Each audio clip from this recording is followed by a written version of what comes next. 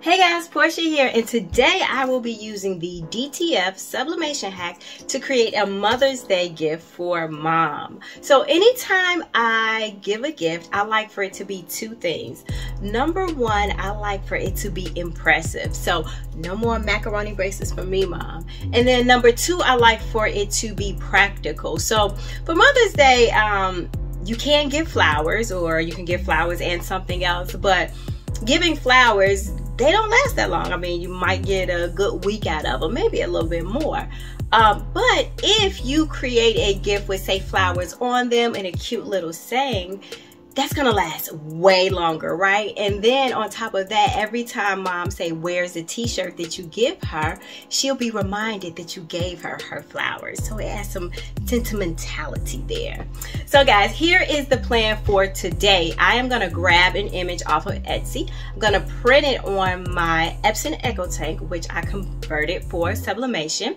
From there, we'll go through the process of preparing the image for pressing onto the t-shirt. And when we are all done, we will talk about the results. So let's go ahead and just jump right in.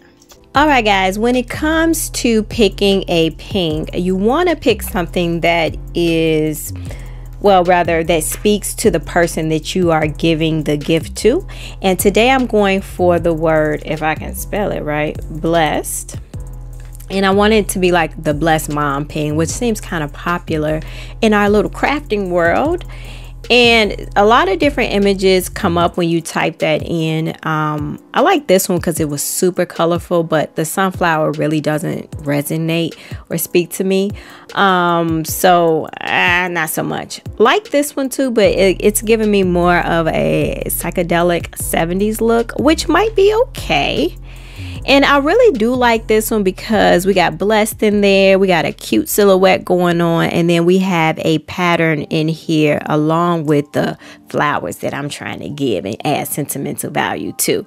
So guys, like I said, pick what resonates with your mom. But I think that I am going to go with either one like this, or where's that other one? I really like this one. This one is like super cute, but I'm not sure. It looks a little juvenile. Tough decisions. Anywho, guys, I think I'm going to go ahead and do this one. I like the pink in it. Add that to the cart. So I am going to go ahead and proceed to checkout, pay for it and all that good stuff. And then I'm going to show you my printer settings and exactly how I print. This image is even more detailed in person. So of course, what initially attracted me was the blessed, and of course the way to arrange the mom, and it had flowers. But I didn't actually notice the butterflies here. Now butterflies are really special to me and my mom. She lost her daughter. I lost my sister Christina some time ago, and we used the butterfly to represent her because it also represents new beginnings. And so to see these butterflies here, I was like, oh, I guess my subconscious picked this image. So of course we have the animal print going on, and I love the personality it adds to the image, but the roses and now the flowers, the butterflies make it even more special. So let me show you how I print here. And my default setting for printing is landscape, and we are printing premium presentation matte. And in the background, I was able to make sure that all of the images were mirrored. And so once we hit print, I also have selected print job preview, so I have an opportunity to stop if I need to. And I love the print job preview because sometimes I forget to change the settings, and I get to see that here. One thing I don't like about this is you see how the mom is like kind of like way up against the edges. I don't want that. So we're going to cancel this. I'm going to go back in and say print.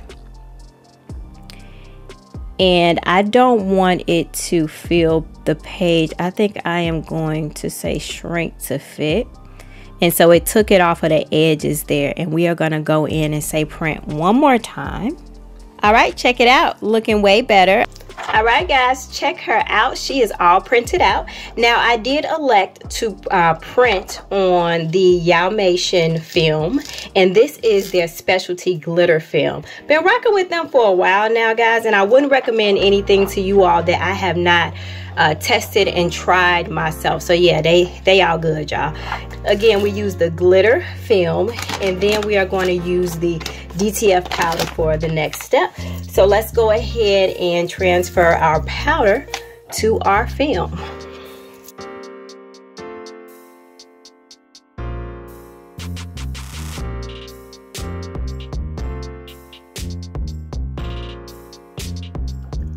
All right, let's go ahead and cure. All right, y'all, here is the image. Let me set this aside for a moment. I have my heat press set at 320.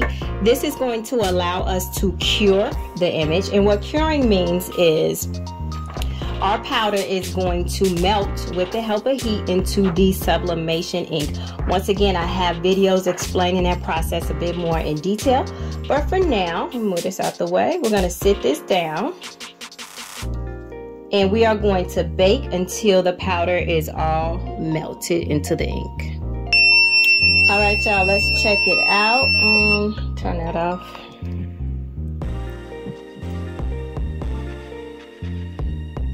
All right, looks pretty good. So this one, guys, because this image was bigger, this is one of the bigger ones that I've done thus far. It did take a little bit longer to melt. I'm usually at about 90 seconds, a little bit more, but this one was about 3 minutes. All right, so let's move on to the press. All right, y'all, so I got my 100% cotton t-shirt here, and I lost my lint roller. I'm quite sure it is somewhere in here under something, on the floor, in a drawer, someplace, but I just want to make sure that I don't have any lint on here. And what we are going to do is just go ahead and place our image. And I am an eyeballer, so I hope guys, I should get better at that. I really should. I should get better at not hoping that something is centered. But yeah, apparently I haven't had that much trouble with it because I keep doing it. Anywho, we are going to press this twice. The first press is going to transfer the image to the shirt at 380 degrees, 20 seconds, and then we're going to wait until this is fully cool, and then we're going to press again to just make sure that it is solidified.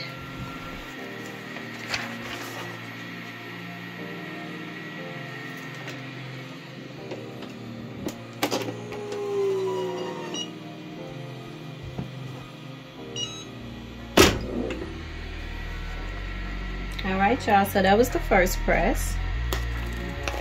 Everything is looking pretty good so far. Like I mentioned before, this is a cool peel. Like right now we are burning up hot. I'm gonna just go ahead and just let this sit and let it do its thing, cool off, and then we'll come back and peel it together. Alright guys, we are cool to the touch. I'm gonna go ahead and just rip this little band-aid off. It's always the scariest part.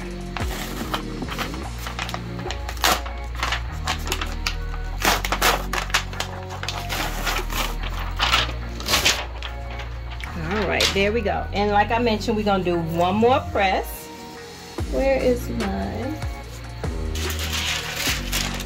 And this time we're going to do this one at 15 seconds, still 380.